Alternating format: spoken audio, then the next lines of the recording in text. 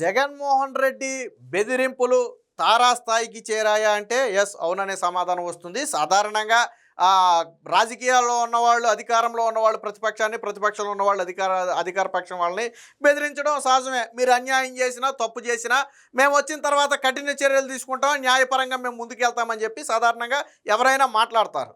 అయితే జగన్మోహన్ రెడ్డి అంతకు మించి గతంలో ఇదే పీపీపీ మోడల్లో నిర్మిస్తున్నటువంటి మెడికల్ కాలేజీలకు సంబంధించి ఎవరైనా టెండర్లలో పాల్గొంటే మేము వచ్చిన వెంటనే రద్దు చేస్తాం, మధ్యలోనే ఆగిపోతాయని చెప్పి జగన్మోహన్ రెడ్డి గతంలో బెదిరించాడు. సో ఆ ఉడత బెదిరింపులకు ఎవరు భయపడాల, ఎందుకంటే జగన్మోహన్ రెడ్డి వచ్చేది లేదు, ఆయన చేసేది లేదు. సో ఇది అందరికీ తెలుసు, ఎవరు భయపడలేదు, బెదరలేదు. సో ప్రభుత్వం కూడా జగన్మోహన్ రెడ్డి వ్యాఖ్యలను లైట్ తీసుకుంది, ఎందుకంటే ప్రజలకు మంచి చేసేటప్పుడు ఇలాంటి వాళ్ళు చాలా మాట్లాడతారు, అవన్నీ ఆడు పట్టించుకోవాల్సిన అవసరంలా. ఏదో జగన్ మాట్లాడాడు కదా అని చెప్పి ఈరోజు మెడికల్ కాలేజీలు కట్టకుండా వదిలేస్తే రేపొద్దున పేద విద్యార్థులకు వైద్య విద్య ఎలా అందుద్ది, పేదలకు వైద్యం ఎలా అందుద్ది, కాబట్టి పట్టించుకోవాలా. సో దీంతో జగన్మోహన్ రెడ్డి ఏం చేశాడంటే తనకు అటెన్షన్ కావాలి, జగన్మోహన్ రెడ్డికి అటెన్షన్ కావాలి. అందుకని ఏం చేశాడు, గతంలో మేము వచ్చిన తర్వాత రద్దు చేస్తామన్న జగన్మోహన్ రెడ్డి ఇప్పుడు మేము వచ్చిన 2 నెలల్లోనే అందరినీ జైలుకు పంపుతామంటున్నాడు. అంటే బెదిరింపును ఏం చేశాడంటే కొంచెం డోసు పెంచాడు. గతంలో రద్దు చేస్తామంటే ఎవడు భయపడలేదు కాబట్టి ఈసారి ఏం చేశాడు, ఎవరైతే ఆ టెండర్లు తీసుకుని టెండర్లలో పాల్గొని మెడికల్ కాలేజీ నిర్వహణ తీసుకుంటారో వాళ్ళని మేము జైలుకు పంపుతామన్నాడు. ఏ చట్టం ప్రకారం పంపుతావా జగన్మోహన్ రెడ్డి నేను అడుగుతున్నా. సరే జైలుకు పంపుతానన్నావు, సరే నువ్వు రేపు గెలుస్తావు అనుకుందాం, ఏ చట్టం ప్రకారం పంపుతావు? ప్రభుత్వం ఒక పాలసీ డెసిషన్ తీసుకుంది, దాని ప్రకారం టెండర్లు పిలిచింది, ఆ టెండర్లో ఎవడైనా పాల్గొవచ్చు. నిజంగా టెండర్లో పాల్గొన్న ప్రతి ఒక్కరిని నువ్వు జైలుకు పంపాలంటే గత 5 ఏళ్లలో నీ హయాంలో టెండర్లో పాల్గొన్న వాళ్ళందరినీ ఏం చేయాలి, రోడ్ల దగ్గర మొదలు పెడితే, భవనాల దగ్గర మొదలు పెడితే, ఈవెన్ ఋషికొండ భవనం దగ్గర కూడా ఆ కట్టిన వాళ్ళందరినీ జైలుకు పంపాలి కదా, పంపాలా వద్దా? ఎలా పంపుతావు నువ్వు? జగన్మోహన్ రెడ్డి గతంలో కూడా ఇదే తప్పు చేసి జాతీయ స్థాయిలో ఆంధ్రప్రదేశ్ పరువు పోగొట్టాడు. ఏదైతే పవర్కు సంబంధించి ఆ 20-25 ఏళ్ల పాటు అగ్రిమెంట్స్ చేసుకున్నామో వాటిని జగన్మోహన్ రెడ్డి రద్దు చేస్తే జాతీయ స్థాయిలో రాష్ట్రం పరువు పోయింది. దాని ఫలితమే గత 5 ఏళ్లలో ఒక్క పరిశ్రమ కూడా రాకపోవటం. అయినా బుద్ధి మారలా జగన్మోహన్ రెడ్డి. మళ్ళీ ఇప్పుడేమంటాడు, ఎవడైనా మెడికల్ కాలేజీల్లో టెండర్లో పాల్గొని వాటి నిర్మాణం చేపడితేనంట వాళ్ళని జైలుకు పంపుతాంట. ఎలా పంపుతావు? వాళ్ళు అవినీతి చేశారా, అక్రమాలు చేశారా, దౌర్జన్యం చేశారా, దొడ్డిదారిని వచ్చారా? ఎలా పంపుతావు నేను అడుగుతున్నా. వైసీపీ నాయకులు ఎవరైనా సమాధానం చెప్పండి. ఎలా జైలుకు పంపుతావు నువ్వు? అంటే రాష్ట్రంలో పెట్టుబడులు వస్తాయి అంటే వాళ్ళకి లేఖలు రాసి రావద్దంటాడు. అమరావతి నిర్మాణం అంటే కోర్టుల్లో కేసులేసి రావద్దంటాడు. పోలవరం నిర్మాణం చేద్దాము అంటే వాళ్ళతో రాజీ లేకుండా అక్కడ పొలలేసి అడ్డు, అంటే దాని నిర్మాణం ముందుకు సాగకుండా కేంద్రానికి పొలలేస్తాడు. గతంలో అమరావతి పోలవరం నిర్మాణానికి ఇంత ఖర్చు అవుతుందని చంద్రబాబు గారు ఒక లెక్క చెప్తే అంత ఖర్చు ఎందుకు అవుద్ది చంద్రబాబు నాయుడు, ఆ మిగిలింది నువ్వు దోచుకుంటావా అని మాట్లాడి కేంద్రం దగ్గర డబ్బులు రాకుండా పొలలేసి అడ్డుకున్నాడు. అమరావతి విషయంలో కోర్టులో పొలలేసి అడ్డుకున్నాడు. పరిశ్రమలు వస్తాయంటే గతంలో చంద్రబాబు గారు చెప్పారు, విదేశాలకు వెళ్ళి ఆశ్చర్యపోయారంట. వాళ్ళకి మెయిల్స్ వెళ్ళి ఆంధ్రప్రదేశ్ మీరు రావద్దని. ఎవరికి అవసరం ఉంది, ఎవరికుందో అవసరం? ఆంధ్రప్రదేశ్ కంపెనీలు రావద్దని మెయిల్ చేయాల్సిన అవసరం ఎవరికి ఉంది? జగన్మోహన్ రెడ్డికే ఉంది. ఇప్పుడు పీపీపీ విధానంలో చేపడతానంటే వాళ్ళని ఏకంగా జైలుకు పంపుతానని బెదిరిస్తున్నాడు.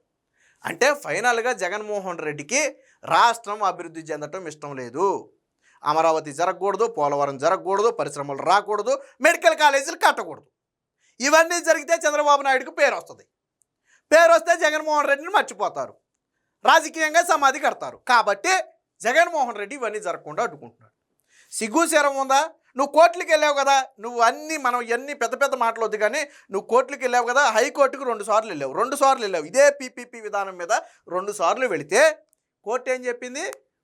ఒకటే డైలాగు, అది ప్రభుత్వ విధానపరమైన నిర్ణయం, అందులో మేము ఎలా జోక్యం చేసుకుంటాం. రెండోది, పీపీపీ అనేది కొత్తది కాదు కదా, ఆల్రెడీ ఇతర వాటిల్లో అమల్లో ఉన్నదే కదా. ఆ కోణంలో ప్రభుత్వం దగ్గర భారం మొయ్యలేనప్పుడు పీపీపీ విధానంలో నిర్మిస్తే తప్పేంటి అని హైకోర్టు అడిగింది కదా, చెంపలు పగలగొట్టింది కదా, మీరు వేసిన పిటిషన్లు మొత్తం డిస్మిస్ చేసింది కదా. మేము జోక్యం చేసుకోలేం ప్రభుత్వం మీద, ప్రభుత్వ విధానపరమైన నిర్ణయాల్లో మేము జోక్యం చేసుకోలేమని చెప్పింది కదా. కోర్టు చీకొట్టిన సిగ్గురాల. సరే కోర్టుల సంగతి వదిలే, నీకు అలవాటే, మొట్టికాయలు తినటం అలవాటే. సెంట్రల్ గవర్నమెంట్లో పార్లమెంటు స్థాయి సంఘం ఏం చెప్పింది? దేశవ్యాప్తంగా కూడా ఈ మెడికల్ కాలేజీలకు సంబంధించి పీపీపీ విధానం మేలు. ఎందుకంటే కొద్ది ఖర్చుతో కూడుకున్నటువంటి వ్యవహారం, ఇది రాష్ట్రాలకు భారంగా మారుతుంది. కాబట్టి పీపీపీ విధానంలో నిర్మించడం వల్ల అటు వైద్య విద్యార్థులకు అనుకూలం, ఇటు పేదవారికి ఆ వైద్యం కూడా చౌకగా అందుతుందని ఒక ప్రపోజల్ని సెంట్రల్ గవర్నమెంట్ ముందు ఉంచింది. ఆ కమిటీలో, ఆ పార్లమెంటు స్థాయి సంఘంలో మీ వైసీపీ ఎంపీ గురుమూర్తి ఉన్నాడా లేడా? ఉన్నాడు కదా. గురుమూర్తి కూడా ఆ ఫైల్ మీద సంతకం చేశాడు కదా. కేంద్రానికి పీపీపీ విధానమే మేలంటూ సిఫారసు చేసిన ఫైల్ మీద మీ ఎంపీ సంతకం చేశాడు కదా. మరి కేంద్రంలోనేమో అక్కడ భజన చేసి ఇక్కడికి వచ్చి వ్యతిరేకం అంటాం, ఇదేం పద్ధతి జగన్మోహన్ రెడ్డి? నాకు అర్థం కాలా. కేంద్రం దగ్గర తోకజాడిస్తే ఎక్కడ సిబిఐ కేసులు ముందుకెళ్ళి బొక్కలో పెడతారని భయం. ఇదే సమయంలో చంద్రబాబు మీద ఇక్కడ పోరాటం చేయాలి. ఎంత దౌర్భాగ్యమైన పరిస్థితి జగన్మోహన్ రెడ్డి. సో దీనికి సంబంధించి ఒక వ్యాఖ్య వచ్చింది, ఒకసారి చూద్దాం. జైలుకు పంపుతాం, పీపీపీ కాలేజీల నిర్వహణకు జగన్ బెదిరింపులు. మా ప్రభుత్వం వచ్చాక 2 నెలల్లోనే జైలుకి. చంద్రబాబుకి జ్ఞానోదయం కాదు, ఎందుకంటే ఆయన చర్మం మందం. అంటే వ్యాఖ్యలు చూడండి, ఒక ముఖ్యమంత్రి మీద మాట్లాడుతున్నటువంటి వ్యాఖ్యలు. తన తప్పులను కలెక్టర్లపై నెట్టేస్తున్నాడు, కలెక్టర్లు తలలు బండకేసి బాదుకోవాలి. మరోసారి మాజీ సీఎం తీవ్ర వ్యాఖ్యలు. గవర్నర్కు 1 కోటి పత్రాలు అందజేత. ఏదైతే ఈ 1 కోటి సంతకాలు సేకరించామని చెప్పాడో దాన్ని గవర్నర్కి నిన్న అందించిన సమయంలో, గవర్నర్కి ఇచ్చిన తర్వాత బయటకు వచ్చి మాట్లాడినటువంటి మాటలు, ఆయన చర్మం మందం, ఆయన వయసు పెద్దది, నువ్వేమైనా కుర్రోడివా, నువ్వేమైనా 25 ఏళ్ళ కుర్రోడివా, లేదా పోనీ నువ్వు ఇప్పుడున్న వయసులోనే ఎప్పుడు ఉంటావా? నీ తండ్రి వయసు ఉన్న వ్యక్తిని మాట్లాడాల్సిన మాటలు అయ్యానా? మరి రాజశేఖర్ రెడ్డిని కూడా నువ్వు అప్పుడు ముసలోడు ముత్తకోడని అలాగే మాట్లాడావా? మరి నాకైతే తెలియదు. నువ్వు అలాగే మాట్లాడి ఉండాలా. నీ పద్ధతి అది, నీ పెంపకం అలాంటిది. రాజకీయంగా ఎదుర్కోవడం చేతకానప్పుడే మనం ఎలాంటి మాటలు మాట్లాడాం. గతంలో జగన్మోహన్ రెడ్డి ఏమన్నాడు, నన్ను ఏదన్నా అంటే నా అభిమానులకు, నా ఫ్యాన్స్కి కోపం వస్తుంది. చంద్రబాబు ఇంటి మీద దాడి ఎందుకు చేశారంటే నన్ను ఏదన్నా అంటే అలా కోపం వస్తుందంట. మరి ఇప్పుడు చంద్రబాబు గారిని అన్నావు కదా, కోపం వచ్చింది కదా, మరి తాడేపల్లి ఇంటి మీద పడితే ఏం చేస్తావు? తాడేపల్లి ఇంటి మీద పడితే ఏం చేస్తావు? వెళ్ళి ఏడుస్తావు. ఇక దీనికి సంబంధించి మరో వార్త కూడా వచ్చింది. మేము వచ్చిన 2 నెలల్లో మీరంతా జైళ్లకే. ప్రభుత్వ వైద్య కళాశాలలు పీపీపీ విధానంలో నిర్వహణకు తీసుకునే వాళ్లను మేము వచ్చిన 2 నెలల్లో తిరగకముందే జైల్లో ఉంటారని మాజీ ముఖ్యమంత్రి వైఎస్ జగన్ హెచ్చరించారు. ప్రభుత్వ వైద్య కళాశాలలు ప్రైవేటీకరణకు వ్యతిరేకంగా వైకాపా ఆధ్వర్యంలో చేపట్టిన సంతకాల సేకరణలో 1.04 కోట్ల మంది సంతకాలు చేశారని తెలిపారు.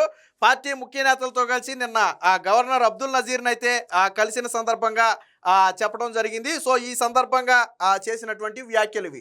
మేము వచ్చిన 2 నెలల్లోనే మిమ్మల్ని జైల్లో పంపుతాం, పైగా ప్రైవేటీకరణ కుంభం పోవడంపై కోర్టుకి వెళ్తామంట. ఆల్రెడీ వెళ్ళాం కదా మనం. ఆల్రెడీ నువ్వు హైకోర్టుకి వెళ్ళలేదా ప్రైవేటీకరణ మీద అడ్డుకోవాలని? ఏం చెప్పింది హైకోర్టు?